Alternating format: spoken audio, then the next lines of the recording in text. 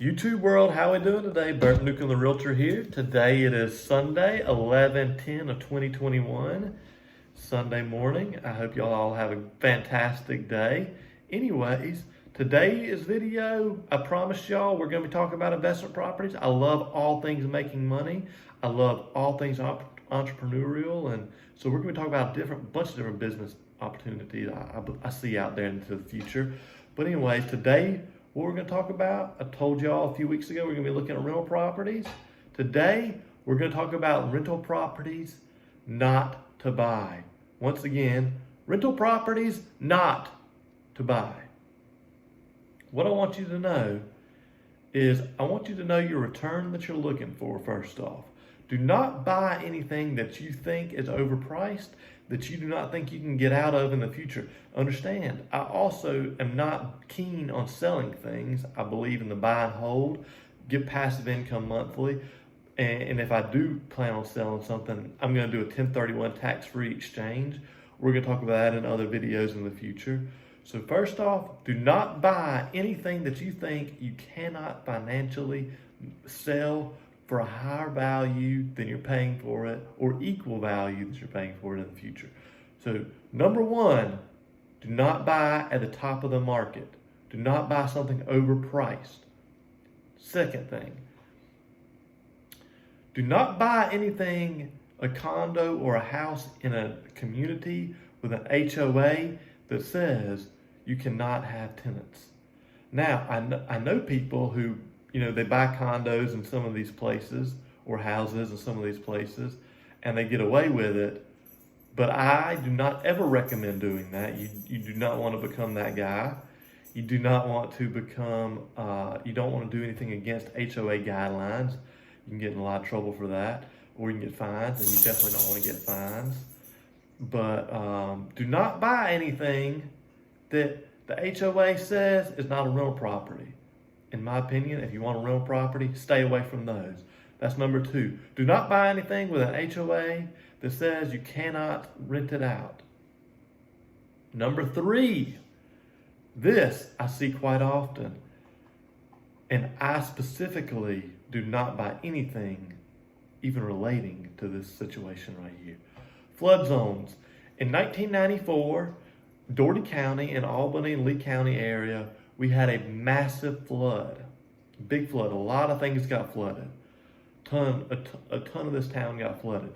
Hopefully, we have got that situation solved, and I know we're still going to see some flooding. I'm not going to say we're not going to see any floods, but hopefully we will never see a flood as catastrophic as the 1994 flood.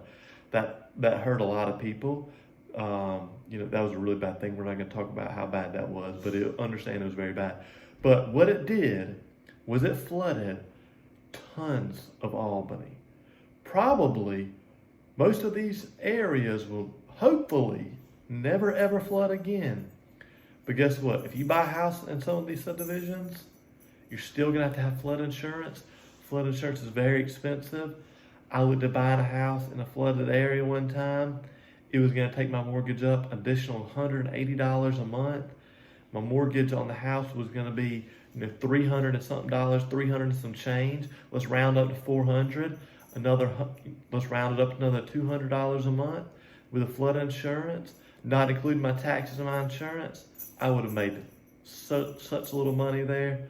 So, number three, stay away from flood zones. Do not buy anything in a flood zone. Doesn't matter how cheap the house is, how much potential you think the house has, what you think you can sell it for in the future. Even people who are buying homes to live in themselves do not like buying things in the flood zone because that is an unneeded expense. Now, one thing I will say, if it is on the water, I do not include that in this whole video because I love the water. I grew up on the water. I think there's a lot of value in our waterways. So if it is on the water, throw that whole idea out. But if it is off the water, stay away from flood zones. And then let's see. Homes in undesirable locations. I have a personal philosophy when I buy a rental property. And I look at this on any rental property I buy or even consider buying. Do not buy something I do not buy anything something I would not personally live in myself. If I personally would not live there, I stay away from it. That is my thing.